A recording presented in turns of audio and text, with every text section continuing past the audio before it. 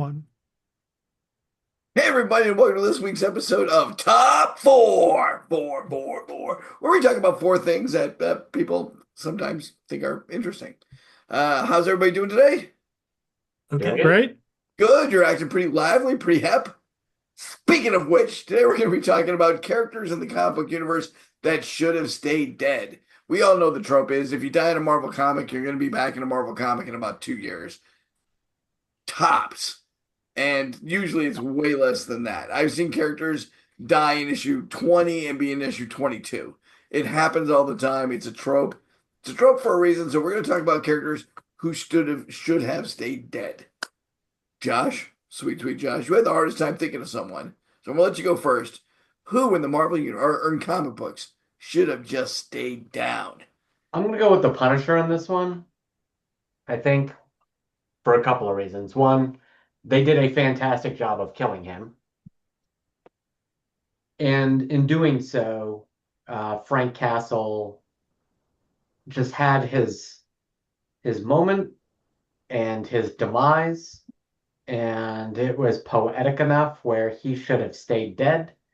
And I also think in our current climate, him staying dead was a boon. Yeah, and also it left a rebirth of the Punisher as another character easily open with a whole new set of worries and tribes. Frank Castle never took a super soldier formula, to my knowledge. He shouldn't stay young forever. This character supposedly fought in Vietnam. This character should die. And maybe someone young should take up the mantle in homage or something. But Frank Castle should go away. Anyone else on that? Yeah, Like yeah, you're that's muted it. there, Yeah, but okay, That's just it. Should have stayed dead. stay should have dead. stayed dead. Frank Castle was a very well-known character, and a lot of people understood him. I went with a much lesser-known character that I actually liked, but should have stayed dead, and that was the character of Deadly Ernest, best known as being one of the bad guys in the first Alpha Flight run. Deadly Ernest had a cyanide touch, much like Captain Cyanide. What was the DC character's name? He was Animal Man's nemesis. Mike, you're still muted. Mr. Bones? Mr. Bones, something like that. So he had this cyanide touch where if he touched you, hey, you die. Not a bad superpower for a bad guy. Deadly Ernest, the origin story is that he was a French fighter during World War II. The mustard gas washed over him, and he was so angry at the thought of passing away that when death came for him, he decided not to embrace death and to go on living. Other theories are, of course, that on that same exact field, his mutant power developed where he absorbed some of that chemical gas and became a walking plague himself. Either way, when Deadly Ernest passed and Death did finally embrace him and they both, left this mortal plane, it was a fitting end to a character that I think had run its course. When I talked about Deadly Ernest to the guys here, and they're all comic book historians, I think only LT kind of remembered him because LT really liked Alpha Flight. This was not a super memorable character. I like the power set and I like the artwork that showed his backstory enough that it kind of stuck with me. But sometimes we should just let characters pass. Any thoughts on this guy, guys? You guys didn't, Mikey and Josh, you didn't remember him at all, right? I did I, not know. I own the entire Alpha Flight series, and I did not remember this guy at all. How did we not get you on HD? How did we not diagnose you earlier, man? It's a mystery. And like Mike just said, he owns every single issue. And I know he's read all this. He's not one of those guys that just tags them in bags. You read Alpha Flight when it came out, right? You weren't just Uh, stuck in bags. yeah, well, I read the first like 20 issues or so, and then I collected it later on and read it. So I had to go back and, My slowly point is, build none up of my these collection. things went into a bag unread. No, So you at least saw the character, but it didn't stick in your head. And other characters like the Ringer and a Hypno, the Hypno Hustler, who had just as many appearances, did stick in your head. So it's this true. character have to come back. LT, I know you got a big one. What do you got, buddy? I got Jean Grey.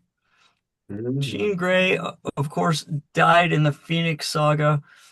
She died, nobly and, in one of the most famous comic books ever. And then she was brought back in the Avengers. And without Jean Grey coming back, we don't get Cyclops being such an asshole. But instead, we get Jean Grey coming back, and Scott, of course, even though he's happily married, decides that he needs to cheat on his wife with Jean Grey because he's loving Jean Grey. And that is the start of Cyclops' road to assholedom. I'm sorry, did I just make this PG-13, Mike? Yeah, well, we are not. It's not for kids, that's for sure. We're never going to monetize. Yeah.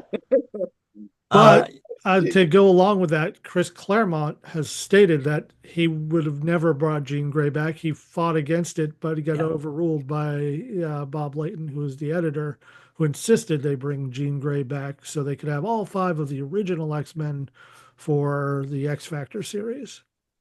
Yeah. Oh, you mispronounced that, Mikey. He insisted that I'll be right back for money. Money. For Yeah. money. Yeah, I mean, That totally does- wasn't needed. Absolutely could have, just done, found another telepath, another telekinetic for X Factor. Would have been fine. Sure, or brought the Phoenix in using Jean Grey's body, but have it not be Jean Grey, and don't mention Jean Grey again. Just make it look different, make everything different. You could have Well, done. they had Rachel Summers. They had Rachel Summers. They could have used her, 100%. Yeah. Yeah, Oh, you had a perfectly good clone to do all the shit you needed to do with. You still brought Jean back. I can Yeah. think of 5 things to do with a dead body today. Today. Mikey, I think you're last up. All right. Well, I'm going to go with, again, a perfect storyline to end the character, Kraven's Last Hunt. Well, I'm going to give you a quickie timeout. There are a million pictures of Kraven out there. Very few of them are there Kraven in the bikini bottoms. Matter of fact, this is the first time I've ever seen Kraven in bikini bottoms. This is the cover of the Amazing Spider-Man. This is the famous picture of Kraven from his last hunt. His last what? His last hunt, As what? dancing on Spider-Man's grave, so that way the next issue is Spider-Man rising out of his grave for the cover. Moving on Spider-Man's grave in this outfit. What the hell, man?